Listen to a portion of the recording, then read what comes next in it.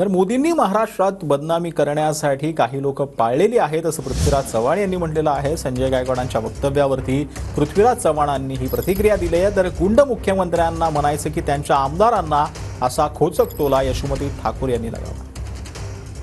मला वाटतं मोदींनी महाराष्ट्राची बदनामी करण्याकरता काही माणसं राजकारणामध्ये पाळलेली आहेत आणि त्यांना रोज शिव्या देण्याचं काम दिलं जातं। आणि पहिली मागणी आहे की तुम्ही पहिल्यांदा याच्यावर FIR दाखल करा आणि तो भारतीय न्याय संहिता 351च्या कलमाखाली घाला। अगदी स्पष्ट कलम आहे, त्यामध्ये काही किंतु परंतु नाही आहे।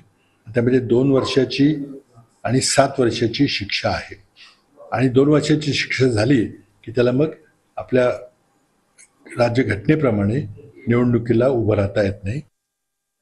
म्हणजे गुंड कोणाला म्हणायचं? मुख्यमंत्र्यांना गुंड म्हणायचं की त्यांच्या आमदाराला गुंड म्हणायचं?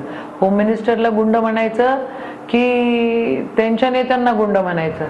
महाराष्ट्र आहे हा, महाराष्ट्रासोबत छेडखानी करणं बरोबर नाही। हे जे सत्ताधारी आहे यांना दंगल करायची आहे आणि याला कोणत्याही हालतीत दंगल करायची आहे, कारण एकमेव तेवढाच एक पर्याय त्यांच्याकडे राहिलेला आहे।